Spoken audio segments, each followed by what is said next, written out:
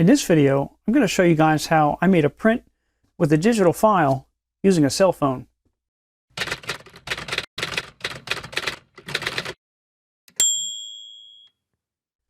What's up, guys? Today I want to show you how I made this print in the darkroom, which was actually shot with my D750 a couple of years back. Now I want to preface the video with, I'm no print master guru. I've recently started printing a little over a month ago, and with that said though, when I start something, I jump in head first, and I've already watched a couple hours worth of videos on YouTube about printing and different techniques and whatnot.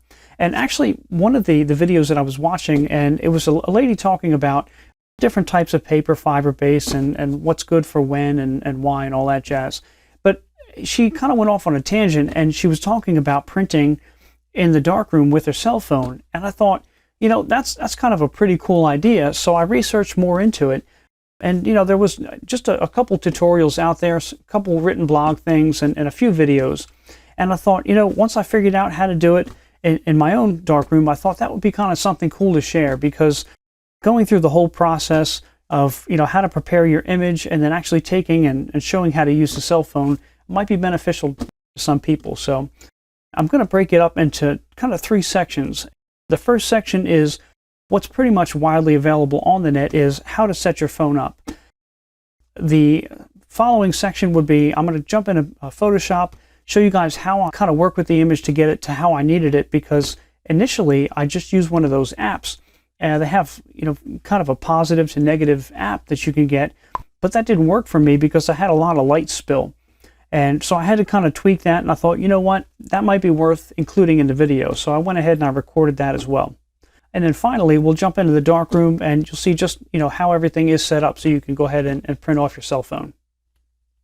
So let's jump into the settings on the phone and see what we need to change. Okay, first let's find airplane mode, and we're going to turn that on. Probably in your settings. And obviously the reason for this is you don't want to get any texts, any phone calls, whatnot when this is in the enlarger, because that's going to make for a really funky print.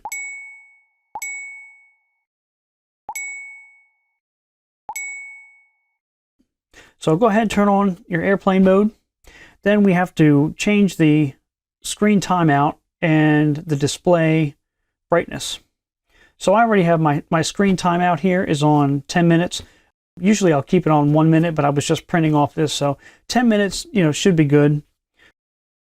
Let's also go and make sure that your automatic brightness is off, and then your brightness level is to the maximum. And that's it. As far as, setting your phone up now, you should be good to go. And once everything's in the enlarger, you don't have to worry about getting a phone call and botching up your print. Okay, so let's open up our digital image. Example photo, open. Now my computer is super clogged full of crap, so it might take just a second. Or 5. Okay, there we go. All right, so what we need to do is we have to invert this, and we have to flip it horizontally. So let's go up to Image, Adjustments, and Invert. Then back up to Image. We're going to rotate the canvas. We're going to flip it horizontal. Okay, and as it is now, this will print correctly. But because we're printing from a cell phone, you might need to resize it a little bit, and if you do that, you're going to have a little bit of white around the border. So let's go ahead and resize this now and put a black border around it, because this way, if there are any edges that hang out, you won't get any white light coming down. So you want everything to go through the enlarger lens, and then no spillover. So let's go ahead, let's copy this first. So Controller Command J makes a duplicate, delete your background, and go to your canvas size, and I've used 20 by 15 inches. Seems to work for me. It's not exact. It's whatever ratio seems to fit best for your phone. Okay, and we're going to create a new layer, and we're going to grab the paint bucket. Make sure we're on black. Yes, we are. Dump a lot of paint. Okay. Now let's flip these around. Okay, so as it is right now, we can print this image correctly, and this is exactly what we needed. So let's go ahead and let's save this image. Save as JPEG. Example photo adjusted. And I had this on maximum. I don't need it on 12 on this because, and I'll show you the difference, but the quality coming off the cell phone, you're going to see pixels. So, you know, just to save the loading time, I knocked it down a little bit. Again, you know, this is more of a novelty thing than for, you know, super high quality. So this is kind of why I chose that, just to save the loading time. All right, we save that and we're ready to run over into Darkroom.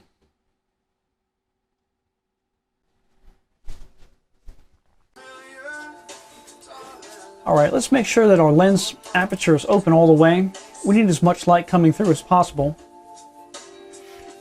And our image that we've fixed up in Photoshop, we're going to make that as big as we can on the screen.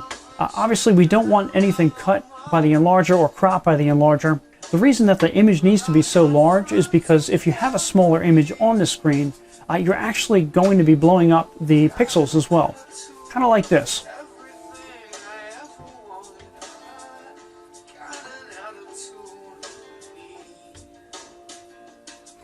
Now, when using your focus finder, instead of focusing on the grain, we're actually going to focus on the pixels of the screen, which is kind of weird.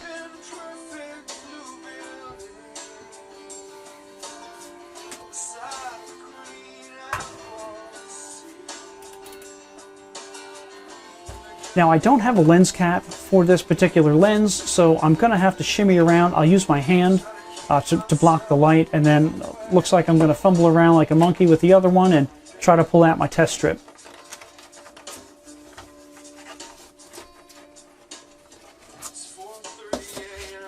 Now when that's set up, I'll grab my cardboard so I can block my light during my time.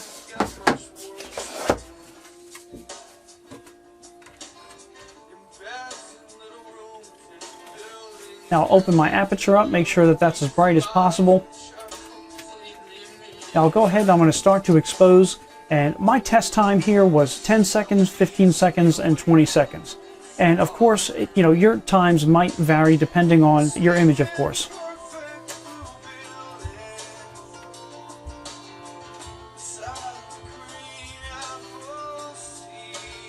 So with that set, I'm going to cover the lens over. I'm going to stop it down. Then I'll go ahead and I'm going to take my test strip and I'm going to drop it into the developer.